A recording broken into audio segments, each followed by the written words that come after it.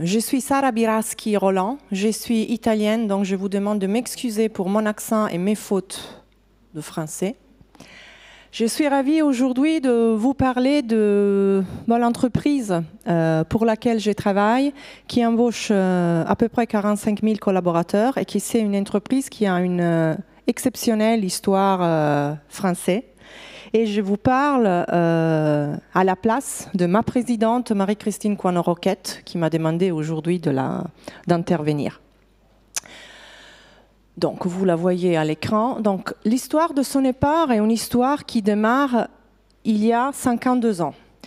Donc, en 1969, pour être exact, Monsieur Henri Coine a une intuition extraordinaire dans le marché en fait, de la distribution électrique. Et donc, on commence la création grâce à des relations de confiance. Et je parle de confiance parce que la confiance, c'est l'une des valeurs qui nous anime. À travers des acquisitions en France d'abord, pour démarrer dans les années 80, à l'international. Et c'est une histoire qui aujourd'hui nous porte à être leader mondial aux États-Unis, avec un chiffre d'affaires de 23 milliards. On a 45 000 collaborateurs partout dans le monde. Et en fait, notre métier, c'est lequel? Très simplement, on distribue du matériel électrique de notre fournisseur et on le distribue à nos clients. Qui sont nos clients? Nos clients sont des électriciens, donc tous ceux qui travaillent dans nos maisons. On a beaucoup de partenariats aussi avec le monde des infrastructures, donc tout ce qui est les hôtels. Et je suis ravie de partager avec vous que c'est nous qui avons créé, grâce à des alliances, vous les connaissez sûrement, la Nuit des Lumières à Lyon, c'est bien ça, en décembre. Et vous verrez qu'il y a aussi pas mal de focalisation sur tout ce qui est le développement durable, la diversité. Donc la mission qu'on a, c'est d'abord les clients, donc comme toute société de distribution, je dirais même comme toute société, les clients. Moi-même, en tant que DRH, mes clients sont mes collaborateurs, mes collègues. Donc on veut absolument que l'expérience cliente soit la meilleure, donc donner à nos clients ce qu'ils veulent en temps réel et quand ils le veulent, donc dans les meilleures, bien évidemment, conditions. Et au niveau organisation, on veut bien évidemment promouvoir une démarche de développement durable exemplaire. Donc on a démarré beaucoup d'analyses et bien évidemment, comme on est dans la distribution, notre empreinte carbone, on veut bien la réduire. Et bien évidemment, en tant qu'organisation, je dirais, et vous verrez des datas très intéressants à la fin de ma présentation, on est dans un environnement qui est très inclusif, mais bon, le marché de l'électricité n'est pas exactement trop féminin, donc on doit encore beaucoup travailler sur la diversité, sachant que pour moi, la diversité, c'est, disons que le top de l'iceberg est sur la diversité qu'on voit, donc on affiche, mais il y en a beaucoup qui est la diversité invisible qui pour moi compte encore plus. Donc les expériences, les nationalités, les expériences personnelles de chacun. Donc on a une équipe de direction, comme je vous disais, qui à l'affichage n'est pas trop différente, mais on a à peu près 52% de nationalités différentes, expérience, donc moi-même, comme vous avez vu dans ma biographie, donc je suis italienne, ça fait 12 ans que je suis en France, j'ai passé mes premières 20 ans de carrière dans une grande entreprise agroalimentaire française. On a une organisation qui est par région, donc on a des possibilités en fait transversales de business qui vont des États-Unis jusqu'à l'Asie. Et les enjeux qu'on a, c'est justement de monter encore plus en puissance. Donc, on a 45 000 collaborateurs quand on était à zéro à peu près il y a 50 ans. On est qu'à 25% de femmes, donc c'est un pourcentage qui monte d'année en année. Donc, depuis que je suis là, ça booste un peu plus. Et la chose qui me tient à cœur de partager avec vous, parce que je pense que c'est important en termes de marque employeur, on a 10 ans en moyen de carrière dans le groupe. Ça veut dire que c'est un groupe très attachant, je le confirme. C'est un groupe où les collaborateurs restent presque pour une aventure de vie, parce que bien évidemment, le travail, c'est aussi une partie importante de notre vie. Mais c'est quelque chose de très, très, très particulier, c'est-à-dire qu'on a des collaborateurs très attachés, et cet attachement, ça passe bien évidemment aussi envers les clients. Donc ce que nos clients nous disent, sans rien bien évidemment enlever à tout le monde dans cette marché, c'est que l'expérience collaborateur et l'expérience client chez Sonepar, il y a une petite touche de plus. Alors aujourd'hui, après presque 6 ans dans l'entreprise, je ne sais pas vous le dire, je ne sais pas vous le définir et mettre un mot. Je sais que c'est quelque chose qui est là, c'est quelque chose qui se touche dans l'attachement, la confiance et le respect. Et aussi, en ce que vous voyez à la fin de mes charts, vous voyez quelque chose que je ne suis pas capable. Je suis pensée en venant ici à traduire en français, donc le Powered by Difference, qui est notre marque employeur que nous avons lancée il y a 4 ans. Alors le Powered pour moi, en français, ça traduirait bien avec une propulsion. Donc on est propulsé par notre diversité, notre unicité, l'unicité d'être très caché. Donc on est quand même une entreprise importante qui personne connaît. Personne connaît parce que on est, je dirais, diffusé partout dans le monde. On travaille avec des clients qui sont dédiés qu'aux experts. Donc vous voyez, il y a une grosse partie qui c'est, comme je disais, les installateurs. On a 25% de notre chiffre d'affaires qui est fait sur l'industrie, 10% sur les infrastructures, et tout le reste, ça peut être tout ce qui est en fait autour du bâtiment. L'organisation régionale est focalisée là où, bien évidemment, il y a du marché, parce que nous allons aider nos clients à se développer et accélérer la croissance de leur business. Pourquoi personne ne connaît la marque Sonepar? Parce que nous avons respecté, lorsqu'on a acquis des autres entreprises, on a respecté leur identité, parce que leur identité était très importante pour le contexte local. Et donc, on est très connu au niveau local avec tous nos marques. Donc, on a à peu près plus que 100 enseignes. Donc, mes collègues d'Italie ne sont pas nécessairement connus avec la marque Sonepar, mais avec des autres marques locales. Et ça fait une force. C'est-à-dire, quand un client ou un futur collaborateur cherche une marque locale, on est là. Quand il cherche quelque chose qui est plus régional ou international, on est là aussi. Donc c'est la force qu'on a de partager et d'avoir une connexion hyper forte entre local et global. C'est une histoire fantastique. Pourquoi? Vous voyez la croissance depuis 1969. On arrive, en 2020, on a eu bien évidemment une légère flexion à 23 milliards et on est supporté par tous nos collaborateurs. Nos valeurs tournent autour, bien évidemment, des clients. Je vais vous parler de la confiance et du respect. Mais si je peux me permettre de mettre en avant une valeur, je dirais que c'est la passion de nos collaborateurs. Donc, ce qui fait vraiment la différence, c'est que tout le monde peut, grâce à sa connaissance dans le marché, oser proposer, oser innover pour que l'expérience cliente nous porte dans des relations de plus en plus dans le long terme.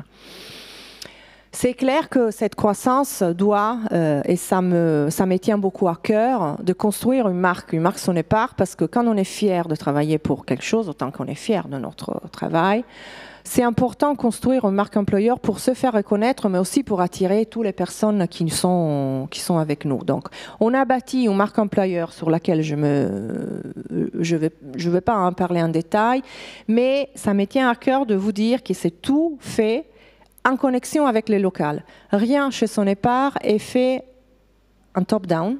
Donc, tout est fait en collaboration, ce qui porte bien évidemment le timing un peu plus sur le long terme. Donc, on est beaucoup sur l'influence. Donc, j'ai entendu parler tout à l'heure leadership sur l'influence absolument nécessaire. Et ça nous porte, et ça, vous voyez les résultats. Alors, il y a quelques exemples de ce que Sonepar fait. Donc, vous voyez le Champlain Bridge en Canada. Donc, quelque chose qui est plus connu peut-être, c'est la Philharmonie de Paris. On illumine le Corcovado, et je vous ai parlé tout à l'heure de la Nuit des Lumières à Lyon. Donc, on ne nous voit pas, on ne n'affiche pas, mais on est tout là. En fait, on fait tous pour accélérer la visibilité des clients. Or, nos 4 obsessions, c'est autour des clients, je vous disais tout à l'heure. On a un plan stratégique sur lequel, bien évidemment, on a besoin de support de tous les collaborateurs et de leur formation, parce que la formation est la priorité. La performance, c'est la planète. Donc, vous voyez qu'il y a bien évidemment une obsession pour le bien-être de l'expérience collaborateur. Le bien-être, ça passe aussi pour une transparence, mais aussi, bien évidemment, pour la performance business. Donc, bien évidemment, les actionnaires nous demandent une performance, mais je dirais que c'est un cycle très vertueux. Chez Sonepar. Il y a un engagement et une marché ensemble entre les actionnaires et les dirigeants. On est obsédé bien évidemment par la conformité, l'intégrité et le développement durable. C'est normal. On est dans un contexte qui est très très bien réglementé. Mais aujourd'hui, les enjeux qu'on a comme la plupart des entreprises mondiales, c'est faire face à la transformation numérique. Donc, numérique, c'est les données des clients. Numérique, c'est une façon de travailler. C'est une façon de travailler qui demande beaucoup d'adaptation par tous les dirigeants et par les collaborateurs. Donc, c'est une ouverture d'esprit, je dirais, encore plus poussée de ce qu'on a pu expérimenter en 2000, 90-2000 avec la première transformation numérique. Et donc, tout ça, c'est fait toujours avec des objectifs clairs de sauvegarde de toute la relation client, bien évidemment, et des données, mais aussi pour permettre à tous les futurs talents qui joindront Sonepar de retrouver ce à quoi ils aspirent. Parce que, comme je dis tout le temps, avoir affaire avec des fichiers Excel, ce n'est pas le futur. Le futur, c'est avoir affaire avec un réseau connecté qui fait que on va utiliser mieux notre temps, mieux notre cerveau à utiliser les données et pas à aller chercher les données. Dernière slide qui me tient à cœur, c'est tout frais, donc je l'ai présenté au conseil d'administration à fin juillet. Je partage avec vous quelque chose qui démontre la culture et l'attachement de nos collaborateurs à Sonepar. Donc on a fait un baromètre de climat en 2021, donc on le fait tous les 2 ans. On a confirmé un indice d'engagement à 86%. Vous voyez un fuchsia, ce qui s'appelle le benchmark externe, donc on est au-dessus de la moyenne du marché. On a eu 30 000 collaborateurs sur les 45 000 qui ont répondu et on a un index de fierté d'appartenance qui est très fort, donc on est autour de 90, 83% font confiance. Pour moi, ça, c'est des chiffres qui parlent fort de notre culture. Et la culture, pour moi, bien évidemment, c'est une culture qui est donnée par nos actionnaires, nos dirigeants, mais surtout par les collaborateurs. Donc pour moi, cette charte, c'est très important qu'un DRH gardien, je dirais, de la culture, démontrer que tout ce qui est fait en ligne absolue entre, je dirais, tout ce qui est le directoire et les collaborateurs. Et je vous passe une vidéo, si ça marche, qui vous montre, en fait, de vrai, toutes les 44 999 personnes qui sont derrière moi et grâce à quelles on est là aujourd'hui. On a prévu, Sarah Biraski, Roland, de mettre la vidéo en ligne et de profiter que vous êtes là dans les 10 minutes pour interagir avec vous. Très bien, mais regardez-la parce que ça parle. Voilà, du coup, on l'a mis en ligne sur le site Melchior et du coup, je vous invite à la regarder et à pouvoir illustrer, ça illustre tout à fait votre propos. Merci beaucoup de cette présentation. C'est vrai que nos collègues qui sont derrière leur écran ont, à mon avis, vraiment découvert ce groupe et nous ont posé un certain nombre de questions que je vous transmets ici. D'abord, comment Sonepar a traversé la crise sanitaire? Alors, c'est une question triste. Alors, on a malheureusement perdu, comme toutes les entreprises, à peu près 19 collaborateurs. Je dirais qu'on l'a traversé, et je suis émue en vous parlant parce que ça touche encore. Je dirais que le jeu d'équipe qui nous anime et le fait que cette pandémie a commencé vers l'Asie. Donc nos collègues d'Asie nous ont alertés. Donc l'Europe a appris de l'Asie et l'Amérique a appris de l'Europe. On a mis en place de suite un comité d'urgence après une semaine. On a mis en place tout pour sauvegarder bien évidemment la sécurité et la santé de nos collaborateurs. Alors, pendant le lockdown, je dois vous dire que les dirigeants tournaient dans les agences parce que les agences restaient ouvertes, donc nos collaborateurs courageux étaient toujours derrière la ligne. Nous, on est allés, je dirais, les encourager. On a continué. Je dirais que ça nous a soudés encore plus et ça nous a fait comprendre que, en fait, on a encore plein de, je dirais, de force en nous. Donc, on s'est mis au service des hôpitaux. On a eu les héros de Sonepar, donc des gens qui allaient aider les gens qui étaient plus en besoin. Mais je dirais que c'est pas encore terminé. C'est pour ça que je suis assez prudente. Alors, autre question, puisqu'on parle à un public d'enseignants, quelles sont les compétences attendues chez les jeunes que vous recrutez aujourd'hui ? Alors, les compétences, je dirais techniques, je ne rentrerai pas là-dedans, donc la finance, la supply chain, les ressources humaines ou autres. Je parle beaucoup de ceux qui, malheureusement, personne ne nous a appris à l'école, c'est-à-dire un peu l'être en entreprise, les courages managériels, les savoir-faire, les savoir se comporter. Mais je dirais que tout est autour de la confiance en soi-même et du courage. Donc, si je parle, François m'a dit tout à l'heure qu'on a 75% de femmes connectées. Donc, parmi les 700 que vous avez, donc c'est très intéressant. Donc, je parle aux 700 qui me voient. La confiance, bien évidemment, tout ce qu'on doit faire doit être parfait et bien fait pour assurer l'expérience collaborateur la meilleure. Mais ça n'empêche pas d'avoir confiance en nous-mêmes et d'oser aller innover. Parce que personne mieux que la personne qui est tout le temps à côté des clients connaît les clients mêmes. Alors, puisque vous parlez des femmes, je vais rebondir également sur un échange que l'on a eu dans le regard croisé sur les inégalités femmes-hommes. Aymeric Poiseau, qui est directeur général France de Fitch Ratings, nous a montré qu'avec les critères ESG, bientôt, les entreprises qui ne respectaient pas cette égalité auraient des problèmes de financement d'activité. Alors, du coup, dans une entreprise comme la vôtre, dans un monde masculin, on a vu quand même la photo, même si vous êtes au cœur de la photo. Comment vous faites et quelle est votre stratégie, prévision pour rééquilibrer les choses ? Mais en fait, moi, je suis une forte, je dirais, défenseur du fait que c'est nos actes qui parlent pour nous. Donc, c'est vrai que notre marché n'est pas trop attirant pour les femmes, mais c'est un marché qui est beaucoup fait dans la relation. Donc, si on va au-delà du fait de gérer des produits électriques, donc tout ce que nous faisons, c'est faire découvrir qu'est-ce que ça veut dire la beauté et surtout, tout ce que nous faisons, mettre en place un monde, je parle un peu long terme, qui va dans l'électricité, donc qui ne pollue, qui pollue moins, disons ça. Donc c'est une bataille, je dirais, quotidienne de toutes les équipes. Donc on a des enjeux, des indicateurs très forts au niveau COMEX, au niveau région, au niveau pays. Alors on a beaucoup plus de force féminine qu'on pense. L'objectif que j'ai, c'est, comme je disais, de travailler avec elle sur la confiance. Donc le fait de vouloir, c'est une question aussi d'ambition et d'y arriver. Très bien. Alors l'autre question, c'est vrai, vous avez évoqué l'environnement. On a évoqué également cette question-là hier lors d'une table ronde et vous nous avez parlé des Lumières de Lyon. Alors, comment vous abordez la transition environnementale ? En fait, comme on est beaucoup sur ce qui est le bâtiment, les bâtiments, c'est quelque chose qui pollue beaucoup dans la façon de faire. Après, une fois qu'un bâtiment est en place, il pollue moins s'il y a beaucoup de choses faites sur la transition énergétique. Nous, ce qu'on veut, c'est avoir d'abord de la conscience, de l'awareness.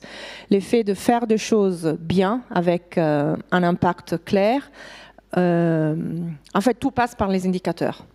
On a mis en place des indicateurs pour réduire notre empreinte carbone. Chaque collaborateur est engagé personnellement à réduire chaque empreinte. Donc, on a des empreintes, que ce soit les voyages, ce qu'on fait au bureau, ce qu'on fait pour arriver au bureau. On mesure tout parce que grâce à la mesuration, on arrive à réduire. On a déjà réduit à peu près de 30% notre empreinte. C'est clair qu'on va y arriver un peu plus en douceur, mais on va y arriver. Alors justement, on parle des défis, là. À votre avis, quels sont les nouveaux défis ? Je vous repose la question qui a été posée précédemment à Béatrice Kozowski. Pour vous, pour Sonepar, quels sont les nouveaux défis à relever et en nous donnant des illustrations aussi pour que l'on puisse les réutiliser. Les défis, c'est nos clients d'aujourd'hui, c'est nos fils. Donc, ils sont nés avec un smartphone dans la main. Ils ne connaissent pas le téléphone que nous, on a connu avec même les pièces. Donc, c'est répondre à leurs besoins avec leur langage. Et comme je disais tout à l'heure, leur langage, c'est un langage numérique, digital, qui va vite à n'importe quelle heure et n'importe où. Donc c'est d'abord ça, je vous l'ai fait très très simple. Mais tout ça demande un changement, une transition mentale d'abord, parce qu'on a toujours travaillé comme ça. Pourquoi je dois changer aujourd'hui? Parce que sinon on ne va pas résister. Un changement de leadership, donc c'est un leadership beaucoup plus sur la délégation, la confiance encore plus. Et ça demande aussi, par contre, à tout le monde le fait de oser innover et connaître. Donc, ceux qui ont les nouvelles générations, qui ont vraiment la main, qui connaissent exactement les moyens, il faut qu'ils nous le disent. Et ça demande à nous-mêmes, nous dirigeants, une ouverture d'esprit assez forte. Merci. Alors, j'ai parlé de groupe familial. Oui. Et du coup, je voulais savoir si ça change quelque chose au niveau de la gouvernance, parce que c'est aussi quelque chose que l'on a évoqué hier sur la gouvernance, la prise de décision. Comment ça se passe? Oui, je vous remercie pour la question. En ayant travaillé 20 ans dans une société publique, je dirais que rien change. C'est-à-dire, on a des process, une gouvernance hyper stricte, je dirais qu'il n'y a rien à moins de tous les entreprises publiques. On a une prise de décision hyper forte, hyper contrôlée, mais qui est faite avec le local. Donc la gouvernance est forte. Qu'est-ce qui change par rapport à la famille? Je dirais, il y a une pression qui est moins périodique sur la performance. Ce n'est pas nécessairement trimestriel. Alors, elle est toujours là. Et la beauté que j'ai découverte dans une société familiale, c'est que n'importe quelle société dans le monde est importante, qu'il ça fasse 2 milliards ou 13. Ça veut dire que la différence de chacun compte. Et c'est ça, la beauté. Merci beaucoup de ce témoignage, d'être venu échanger avec nous pour éclairer toutes ces thématiques qu'on aborde avec nos élèves.